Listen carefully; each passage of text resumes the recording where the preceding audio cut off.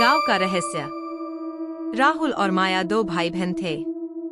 वे अपने माता पिता के साथ एक छोटे से गांव में रहते थे।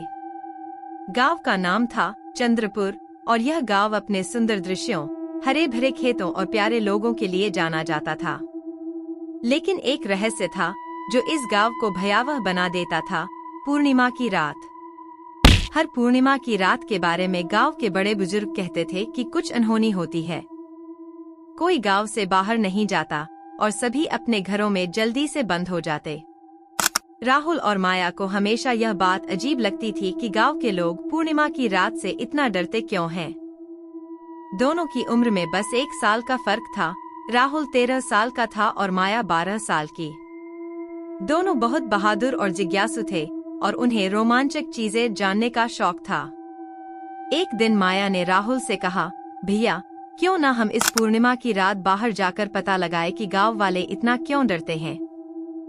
हमें भी तो पता होना चाहिए कि यह सब क्या है।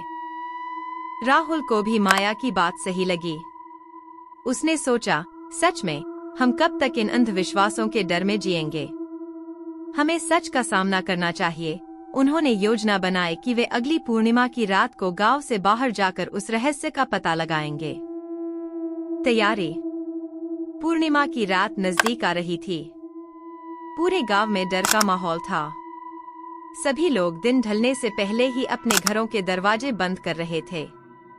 बूढ़े लोग अपनी कहानियों में बताते थे कि जब भी कोई पूर्णिमा की रात बाहर गया, वो कभी वापस नहीं लौटा। लेकिन राहुल और माया को इन कहानियों पर ज्यादा विश्वास नहीं था। उस रात के लिए दोनों ने पूरी तैयारी कर ली थी। राहुल ने एक टॉर्च, कुछ खाने का सामान और अपनी घड़ी अपने बैग में डाल ली। माया ने एक चाकू और एक छोटा सा कपड़ा लिया ताकि अगर उन्हें कुछ अजीब लगे तो वे उसकी मदद से बच सकें। दोनों ने अपनी योजना बनाई। जैसे ही रात गहरी होगी और पूरा गांव सो जाएगा, वे चुपचाप घर से बाहर निकलेंगे और उस रहस्यमय जगह की ओर चल देंगे जहां से लोग कहते थे कि अजीब आवाजें आती हैं। जंगल का सफर। जैसे ही रात के 10 बजे राहुल और माया ने अपने घर का पिछला दरवाजा धीरे से खोला और बाहर निकल गए। चांद की रोशनी से पूरा गांव उजागर था और हवा में एक अजीब सी ठंडक थी। दोनों भाई बहन ने बिना आवाज किए गांव के बाहर जंगल की ओर चलना शुरू किया। जंगल गांव से ज्यादा दूर नहीं था, लेकिन रात में उसका माहौल बहुत डरावना लग रहा था। पक्षी चुप थे और केवल पेड़ों की ससराहट सुनाई दे रही थी। राहुल ने अपनी टॉर्च जलाई और रास्ता दिखाने लगा। दोनों एक दूसरे का हाथ पकड़े हुए आगे बढ़ते रहे। क्या तुम्हें कुछ अजीब महसूस हो रहा है? माया ने धीरे से पूछा। नहीं, शायद हम सिर्फ घबरा रहे हैं, राहुल ने जवाब दिया। लेकिन अंदर से उसे भी कुछ गड़बड़ लग रही थी। जंगल के बीचों बीच एक पुरानी हवेली थी जो सालों से वीरान पड़ी थी। गांव के लोग कहते थे कि वहां कुछ भूत प्रेत रहते हैं और हर पूर्णिमा की रात वे जागते हैं।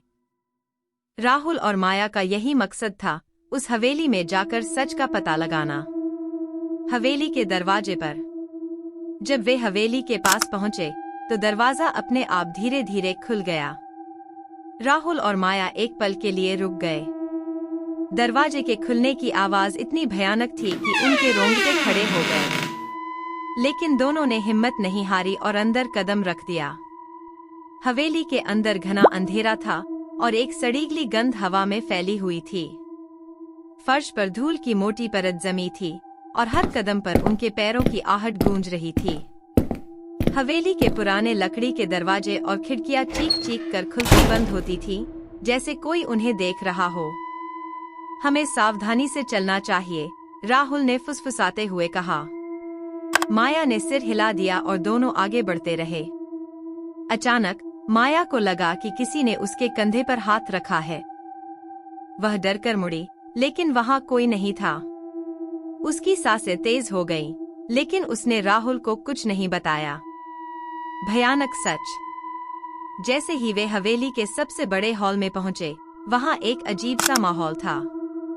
दीवारों पर पुरानी तस्वीरें लगी थीं, जिनमें से कुछ के चेहरे धुंधले थे और कुछ के चेहरे इतने डरावने थे कि दोनों भाई बहन डर से कांप उठे। तभी अचानक हवेली की खिड़कियां जोर से बंद हो गईं और चारों तरफ अंधेरा छा गया। राहुल ने तुरंत अपनी टॉर्च निकाली, लेकिन वह काम नहीं कर रही थी। तभी माया की चीख निकली, भैया देखो, वहां कुछ है। राहुल ने देखा कि हॉल के कोने में एक काले साए जैसा कुछ हिल रहा था। वह धीरे धीरे उनकी तरफ बढ़ रहा था। उसकी आंखें चमक रही थी और उसके चेहरे पर एक भयावह मुस्कान थी। वह साया अब साफ दिखने लगा था। वह कोई इंसान नहीं था, बल्कि एक भूत था। कौन हो तुम? राहुल ने हिम्मत जुटाकर पूछा। वह साया धीमी, डरावनी आवाज में बोला, मैं वही हूँ जिसका इंतजार तुम कर रहे थे। हर पूर्णिमा की रात मैं जागता हूँ और उन लोगों को ले जाता हूँ जो मेरे घर में आते हैं। तुम दोनों यहाँ क्यों आए हो? माया ने कांपते हुए कहा, हम सच जानने आए थे कि इस गांव में क्या हो रहा है। भूत ने जोर से हंसते हुए कहा, सच जानना चाहते हो तो सुनो। कई साल पहले इस हवेली में एक अमीर जमींदार रहता था। उसने गांव के लोगों पर अत्याचार किए और एक दिन गांव वालों ने गुस्से में आकर उसे और उसके परिवार को मार दिया। तब से हर पूर्णिमा की रात मैं और मेरा परिवार जागते हैं और जो भी इस हवेली में आता है वह कभी वापस नहीं जाता। भागने की कोशिश। राहुल और माया का दिल जोरों से धड़कने लगा। वे जानते थे कि अब उन्हें यहाँ से भागना होगा, लेकिन दरवाजे खुद ब खुद बंद हो चुके थे। भूत धीरे धीरे उनकी ओर बढ़ रहा था। राहुल ने माया का हाथ पकड़ा और कहा, हमें यहाँ से जल्दी भागना होगा। दोनों ने इधर उधर देखा, लेकिन कोई रास्ता नहीं मिल रहा था। तभी माया की नजर एक छोटी खिड़की पर पड़ी जो थोड़ी खुली हुई थी। उसने राहुल से कहा, भैया हमें उस खिड़की से बाहर जाना होगा। राहुल ने तुरंत खिड़की की ओर दौड़ लगाई और उसे थोड़ा और खोला। दोनों ने मिलकर किसी तरह खिड़की से बाहर निकलने की कोशिश की। बाहर निकलते ही उन्होंने देखा कि भूत अब और तेजी से उनकी ओर बढ़ रहा था। अंतिम सामना। राहुल और माया ने किसी तरह खिड़की से कूदकर बाहर निकलने में कामयाबी हासिल की, लेकिन भूत अभी भी उनका पीछा कर रहा था। दोनों जंगल की ओर भागने लगे, लेकिन अजीब बात यह थी कि जंगल का रास्ता अब पहले जैसा नहीं लग रहा था। हर तरफ घना कोहरा छाया हुआ था और पेड़ इतने ऊंचे और डरावने लग रहे थे कि उनका रास्ता साफ दिखाई नहीं दे रहा था। राहुल ने कहा, हम कहीं न कहीं फंस गए हैं माया। यह जंगल अब वैसा नहीं है जैसा हमें याद था। माया ने कांपते हुए कहा, भैया वो भूत अभी भी हमारा पीछा कर रहा है। हमें जल्दी कुछ करना होगा।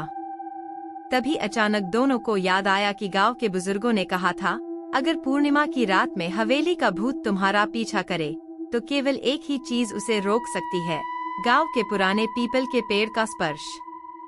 वो पीपल का पेड़, हमें वहां पहुंचना होगा, माया ने चिल्लाते हुए कहा। भागते हुए गांव की ओर राहुल और माया अब अपनी पूरी ताकत से भागने लगे।